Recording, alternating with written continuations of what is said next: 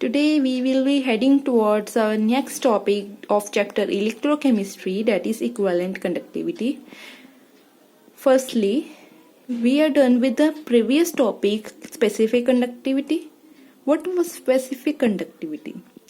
In simple words, if I will take the specific conductivity definition was, it is the conductance of 1 centimeter cube of the conductor, और it is the conductance of 1 metre cube of the conductor.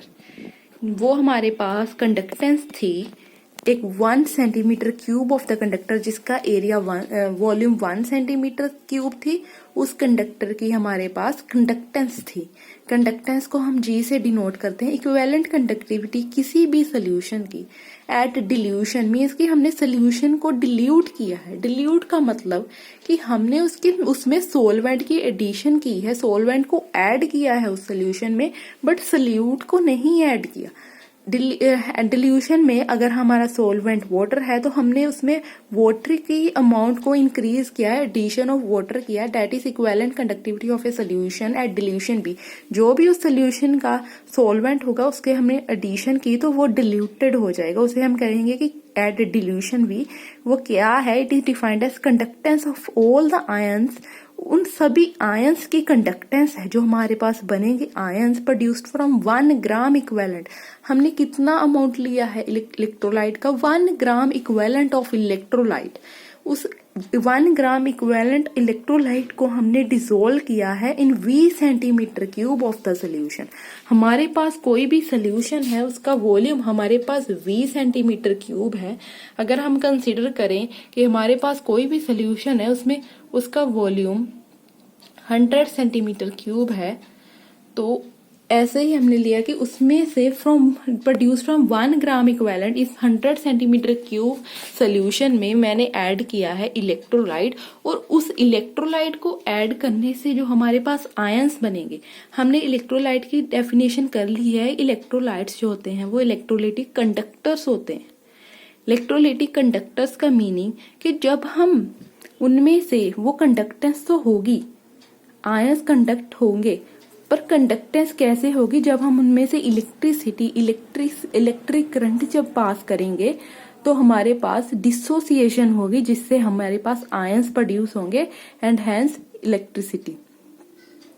जब हम उनमें से electric current pass करते हैं तो हमारे पास ions की प्रोडक्शन होती है। वही हमने यहाँ पर लिखा है कि it is defined as conductance of all the ions produced from 1 gram equivalent of electrolyte dissolved in 20 centimeter cube of the solution, and when the distance between electrodes, और जो उस solution में electrodes होंगे हमारे पास, अगर मेरे पास 100 सेंटीमीटर क्यूब का कोई बीकर है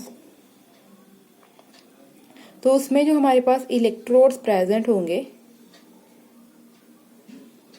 here I am taking both the electrodes in the same cell,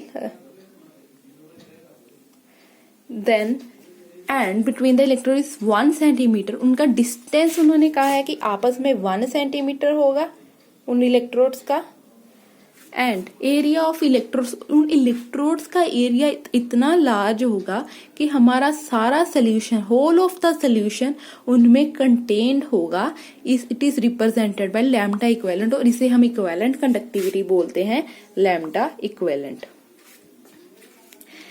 overall equivalent conductivity है कि जब हम किसी भी सोल्यूशन की हम डिल्यूशन करेंगे V पर और आयंस कंडक्ट होंगे, और इलेक्ट्रोलाइट हमने लिया है 20 सेंटीमीटर फ्रॉम 1 ग्राम इक्विवेलेंट हमने इलेक्ट्रोलाइट लिया है।